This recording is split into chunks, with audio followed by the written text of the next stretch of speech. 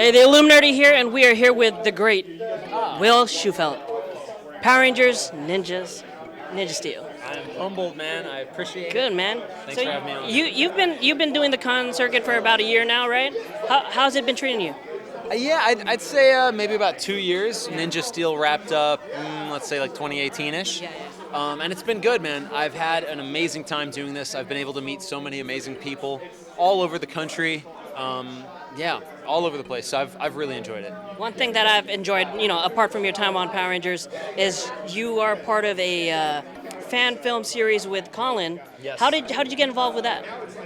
Colin begged and pleaded for a while, and after a while I couldn't tell him no. No, Colin and I became good friends very quickly. We met through a mutual friend, Kahinde, and from there we started talking about different Ranger ideas. I always wanted to bring a slightly different flavor or edge to Brody's character that you're not necessarily able to do on the show, because there's a certain audience and things like that. So we connected over that, and before you know it, we were filming Rise of the Ninja. That's an interesting way, thing you said there.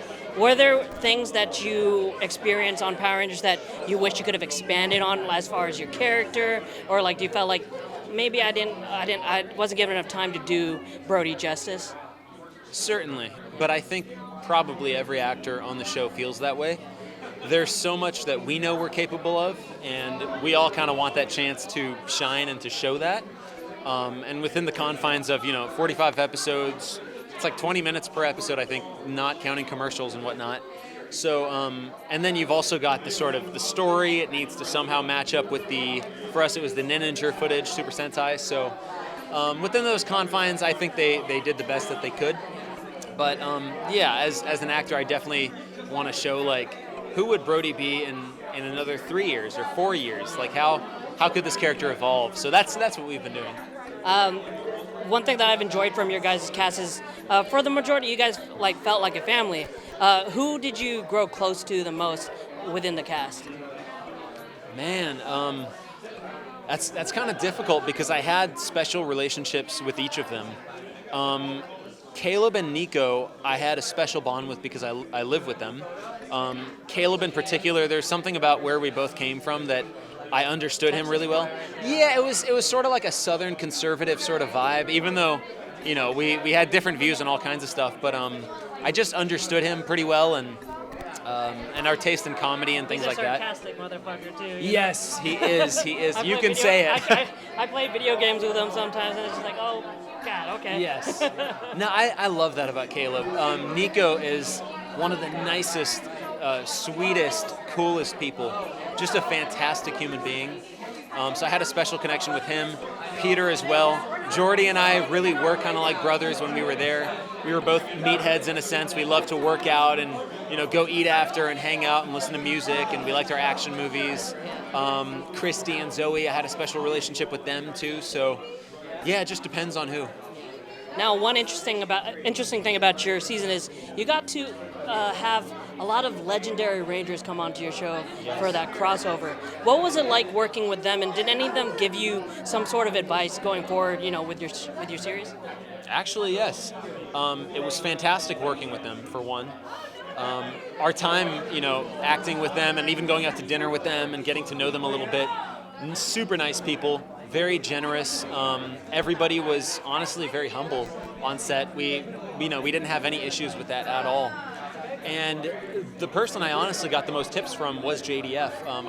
I had a moment where I was sitting down next to him at dinner, and he was telling me a little bit about marketing yourself and making sure that you build your brand after Power Rangers. Don't just let it be a one and done thing, but make sure you're getting out there, you're doing your social media, you're spreading the word, people know who you are. Which I think that was important for me to hear, because you can definitely just kind of let it go by the wayside. And and like right after Rangers, I wasn't posting very much, but when that advice clicked, I kind of started to get back on it. So JDF, I'd say, gave some good advice. Now you've met a lot of fans, and you've been part of the fandom for a while now, especially with Rise of the Ninja and the series that you're doing, Colin. What do you think you cherish more with the fandom that you probably wouldn't have seen right after being part of Ninja Steel?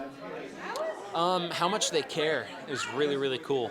And I can especially see that now with Rise of the Ninja. There's things that I wanted to bring to my character that did not exist in Brody, that I read the comments on Rise of the Ninja and people actually notice those things. They notice that there's a slight edge to this character. They notice a change in the acting, little subtleties, things like that.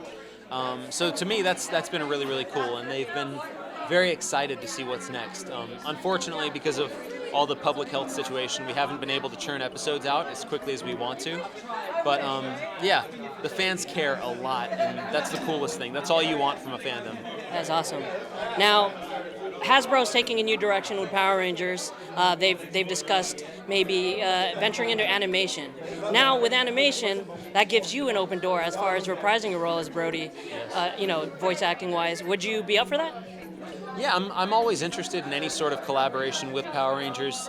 It's not something I ever force or I'm like pushing and gunning for, but I have a special place in my heart for the brand, for the, just everything that Power Rangers represents. So I'm always interested in whether it's a reunion episode, voiceover.